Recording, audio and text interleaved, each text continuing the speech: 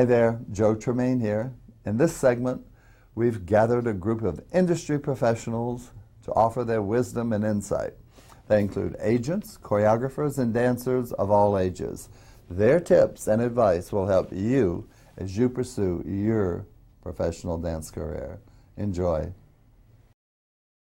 Every artist brings something different to the table. When they do come to LA, I suggest they jump into the LA dance world and really kind of pick up the flavor. You have to give everything you do 150%. The small little steps of a work ethic will take you to where you need to go. It took me a long time to learn that I had to go after it myself.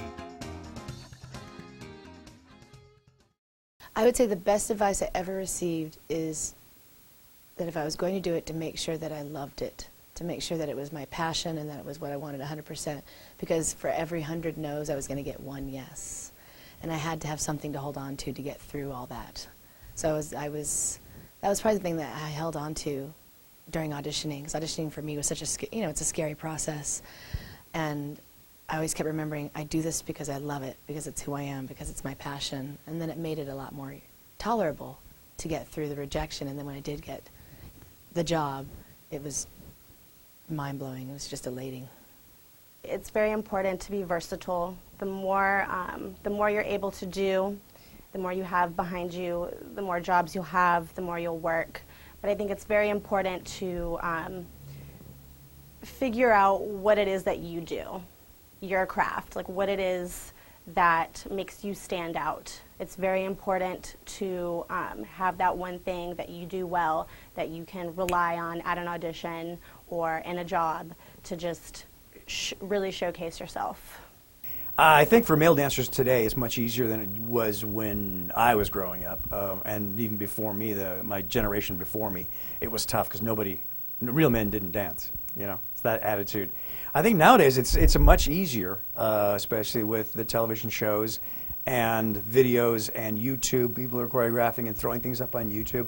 I think it's much more accepted today for males to be dancing at a younger age, which is great, because I didn't start till I was 21, just because, well, first I didn't know it existed, which is a crime, and if I did know, I don't know if I would have had the strength to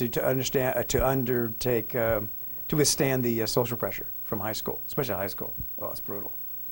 But today, I think it's a much more forgiving thing. But my advice to young male dancers is to find good male teachers. I was so lucky to have huge mentors. I think that communicate with the people that are mentors to you and to really listen to them and watch their actions, because I feel very blessed with my career and the people that I had the ability to be mentored by. So my advice is to gobble that in, absorb the mentors that you have, be very selective of the mentors that you have to make sure they're in a positive reflection, but learn from them. I think what I wish I did when I was dancing, because I had a pretty good career as a dancer, is I wish I had taken advantage of all the opportunities. I wish I had taken acting. I wish I didn't even try to get I didn't try to get a commercial agent or a theatrical agent. And I think as soon as you get here, you have to be looking beyond the horizon of your dance career. You have to be, especially now in this market, there's 3 TV shows right now, pilots, that are going to be dance-based pilots. And they're looking for really actors who can dance.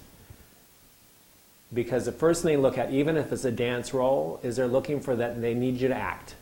Whether you're looking at the High School Musical kind of show or the more dramatic shows, you need to act first, dance second. So once you get here and you achieve, you're a professional dancer, you should be looking, in my opinion, looking for those other opportunities. So I would suggest acting. I would suggest acting classes. I think for me, the best piece of advice was to be disciplined. I think it's really hard. That's a hard thing to define. I know when I moved out here, it was fun and games and oh, auditions and let's just have fun and a really good time. But I think being able to find discipline and put yourself in class and make sure that you're on time, and the small little steps of a work ethic will take you to where you need to go. I think too many dancers now come in and think, oh, well, I'm only 15 minutes late, or can I leave like 20 minutes early? I got to go get my friend at the airport. It just doesn't show well for you. Because it's a small community, we are all friendly with each other. It's not, there isn't a huge definition of boss and, you know, worker.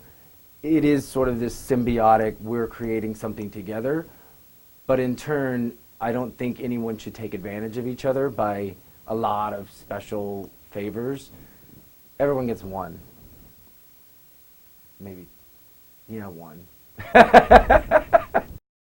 Thank you for joining us, and be sure to visit the Master Talent Teachers website regularly for more new and exciting videos.